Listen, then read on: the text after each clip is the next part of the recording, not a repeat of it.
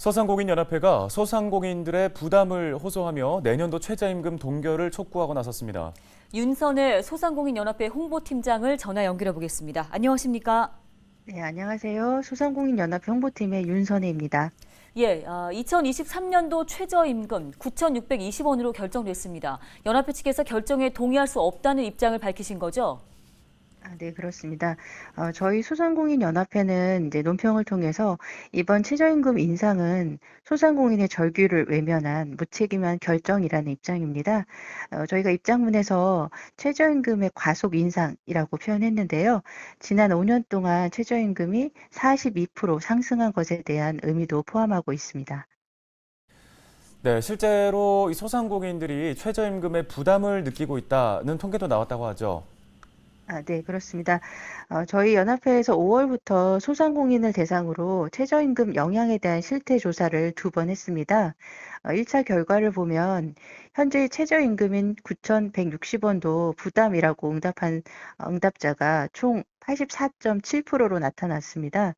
이 84.7%의 내용을 좀 더 살펴보면요. 매우 부담이라고 응답한 분이 60.7%였고요. 부담된다라고 하셨던 분이 24%로 나왔습니다. 또 같은 맥락에서 최저임금의 동결을 원하는 소상공인이 87.1%로 나타났고요. 2차 실태조사에서도 나홀로 사장, 그러니까 혼자 영업을 하는 사장의 비율이 68%로 나왔습니다. 이것은 이제 가족 종사자를 포함해서 유급으로 유급 종사자가 없는 경우를 의미하고요. 종사자 관련된 애로사항에서도 임금이나 사대보험, 즉 인건비에 관련된 애로사항이 75%가 부담이라고 응답을 했습니다. 네, 실제 정부가 최저임금에 대해서는 이제 방안들을 마련해야 한다는 입장인데 어떤 방안들을 내놓아야 한다고 보시는지요? 아, 그래서 저희가 이번에 이제 최저임금위원회 결정 과정에서 계속 주장했던 게 최소한 동결은 해야 우리 소상공인들이 현재 생업을 유지하는 데 조금이나마 보탬이 된다라고 해서 동결을 요구했던 것이고요.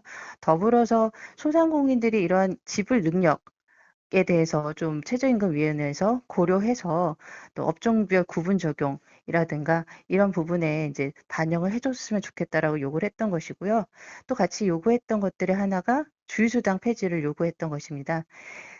현재는 이제 최저임금 결정의 1차로 이제 결론이 났기 때문에 절차에 따라서 저희는 이의 제기를 준비하고 있고요. 좀 더 이제 구체적으로 이후의 방안에 대해서 논의를 한다면, 저희 연합회 차원에서는 이제 최저임금뿐만 아니라 여러 가지 소상공인 현안에 대해서 정부에 제안할 방안을 이제 준비해서 이제 논의를 할 예정인데요. 그래서 아직 논의 중이라 조금 공식적인 어떤 입장은 좀 아니라는 점을 감안하고 들어주시면 좋을 것 같습니다.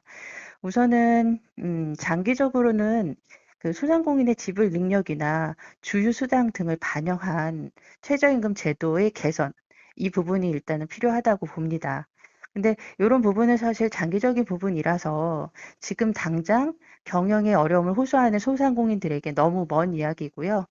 그래서 현실적으로 보면 이번 최저임금 결정에서 늘어난 인건비 상승분만큼을 정부에서 지원하는 여러 가지 방안을 좀 생각해 볼 수 있지 않을까 싶습니다.